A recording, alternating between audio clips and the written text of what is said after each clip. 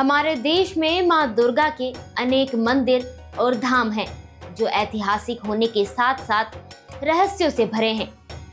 इनके चमत्कारों के चर्चे प्रदेश में ही नहीं, देश भर में होते हैं। तो हम आपको ले चलते हैं ऐसे ही एक देवी मंदिर पर, जहां की महिमा निराली है।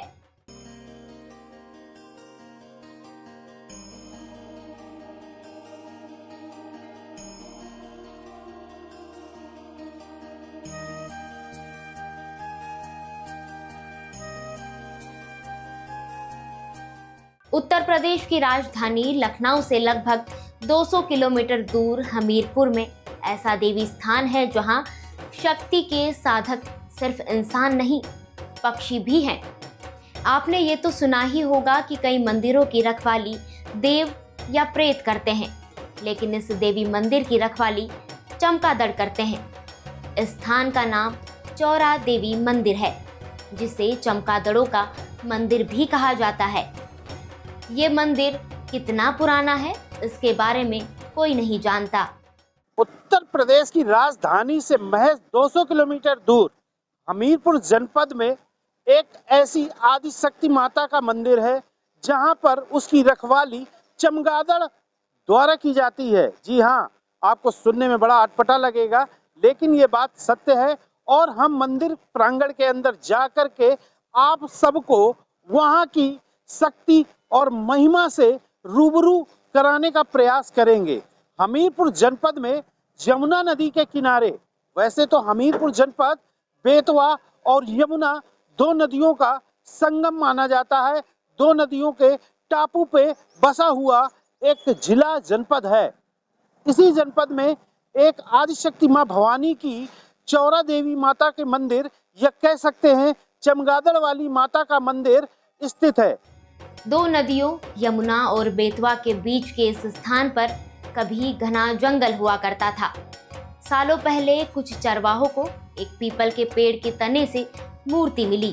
पत्थर की यह मूर्ति तभी से श्रद्धा का केंद्र बन गई है और लोग इसे चौरा देवी के नाम से पुकारते हैं। ये मंदिर हिंदू मुस्लिम एकता का भी प्रतीक है। ऐसा है, ये बहुत प्राचीन मंदिर है। यहाँ आबादी नहीं थी। ये परिसर में जो बने हुए हैं मंदिर, ये भी कुछ नहीं थे। छोटी सी एक मढ़िया थी। मढ़िया क्या बल्कि चौरा कहिए, एक चौरा बना हुआ था। चौरा भी किसी के आग्रह, यानी माँ के सौंपने पर, आग्रह करने पर चौरा बनवाया गया था। यहाँ एक दूर दराज से भी आते हैं लोग। यहाँ के जो नगर के लोग हैं, जो पुराने बुजुर्ग थे, जंगल था, आने में डरते थे, लेकिन फिर भी कुछ लोग आते थे। जो वो पगडंडी का मार्ग था, उसी मार्ग से आकर के, यहाँ कुछ दिखाई नहीं देता था। आस्था लगाओ पीपल यानी बरम का वृक्ष था, उस वृक्ष को प्रणाम करके चले जाते थे। जंगल था, चरवाहे लोग यहाँ जानवर चराया करते थे। एक अखिल नाम का, देखिए हमारे सनातनियों की तो श्रद्धा है ही बिल्कुल। एक अखिल नाम का जो मुस्लिम व्यक्ति था, वो भी प्रतिदिन यहाँ दर्शन करने आया करता था। उसे 4 कन्याएं, चौरा, जो ये चौरा नाम है, 4 कन्या के रूप में उसे नित्य मिला करती थी, और कुछ ही देर बाद, क्षण बाद वो विलुप्त हो जाती थी। तो वो मुस्लिम भी यहाँ आता रहा, दर्शन करता रहा, उसको भी प्रतिफल मिला उसका। तो यहाँ ऐसा कुछ नहीं है, मुस्लिम भाई भी आते हैं और सनातनी तो आते ही हैं। मंदिर के प्रधान सेवक का कहना है कि चौरा देवी को मनसा माता की छोटी बहन के रूप में भी जाना जाता है। यहाँ सांप भी देवी की रक्षा करते हैं। हरिद्वार में मनसा देवी का स्थान है, उनकी ये छोटी बहन, ऐसा कुछ शास्त्रों में लेख मिलता है, क्योंकि इनके मस्तक में सर्प की छाया है और नागों की पुत्री है मनसा, ये भी नागों की पुत्री है। तो नागों की पुत्री होने के नाते वो सर्प इनकी रक्षा में रहता है। किसी धर्मात्म प्राणी को दर्शन भी हो जाते हैं उनके। वैसे कभी किसी को उसने न तो किसी प्रकार की क्षति पहुंचाई, कभी कभार जैसे पैर में भी दब गए, हाथ में भी लग गए, तो कभी उन्होंने क्षति नहीं पहुंचाई। ये नाग देवता भी यहाँ रक्षा करते हैं। और मैया क्षेत्र की तो रक्षा करती ही है। उधर बेत्रवती विराजमान है, इधर सूरतनिया विराजमान है, उनके मध्य में ये मंदिर है। और तमाम मंदिर बन गए हैं, गणेश भगवान का, राधा कृष्ण का, राम दरबार का, लक्ष्मी नारायण का निर्माणाधीन है। दुर्गा मैया और चौरा मैया, संतोषी माता आदि, शंकर भगवान का पूरा परिवार, ये सारे मंदिर बने हुए हैं। धर्मात्मा प्राणी यहाँ आते हैं, भक्ति भावना से अपनी पूजा अर्चना करते हैं। महिलाएं भी, बच्चे भी, बुजुर्ग भी, सभी लोग आते हैं। इसी घने जंगल में मूर्ति के आसपास हजारों चमगादड़ रहते हैं।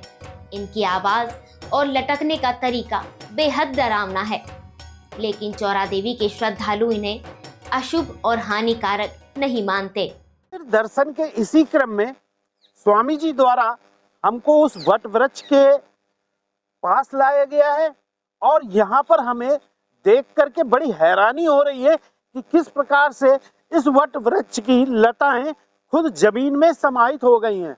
और मैं कैमरामैन से कहूंगा कि आप ऊपर की ओर दिखाएं, यहाँ पर हजारों की संख्या में चमगादड़ माता की मंदिर प्रांगण की सुरक्षा व्यवस्था को देख रहे हैं।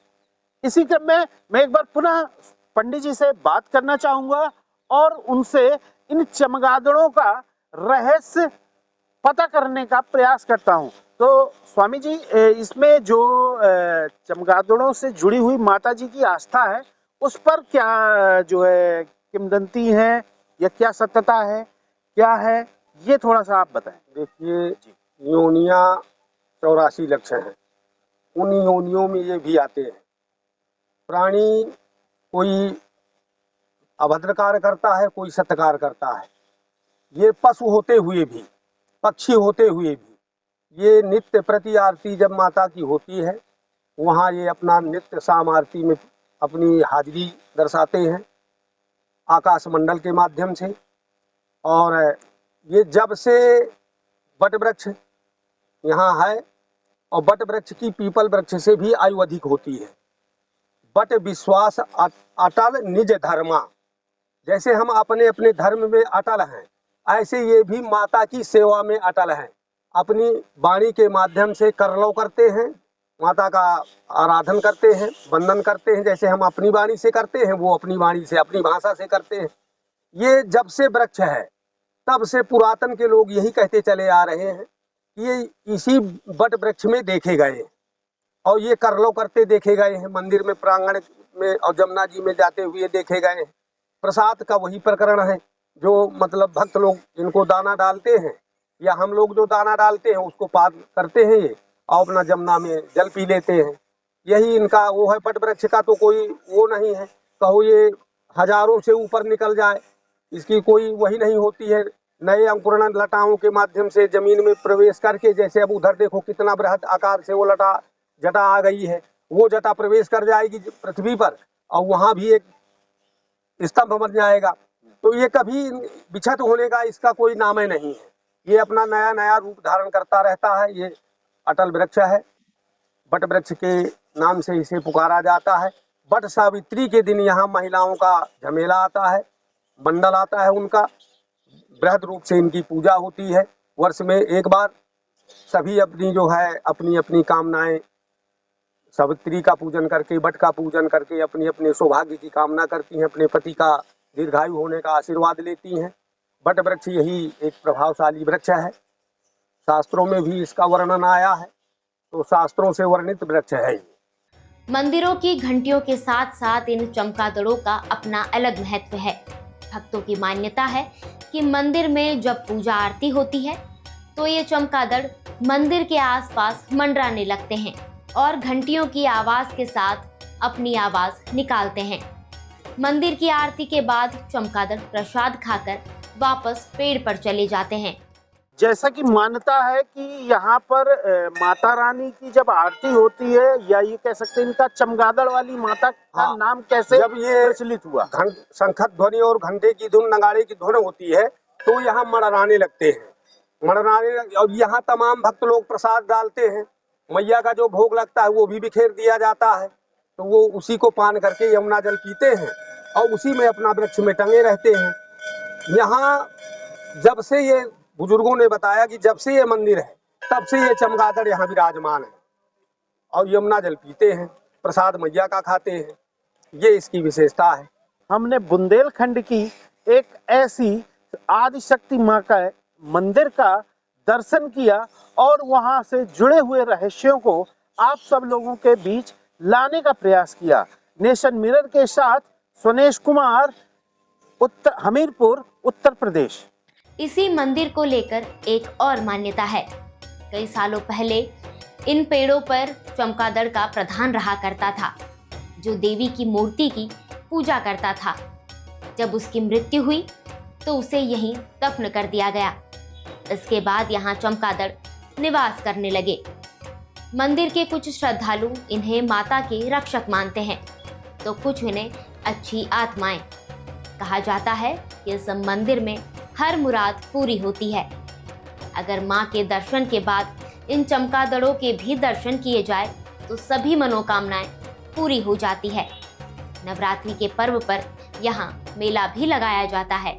फिलहाल इस वीडियो में इतना ही। ऐसी और भी वीडियोस के लिए देखते रहिए, सुनते रहिए और पढ़ते रहिए नेशन मिरर।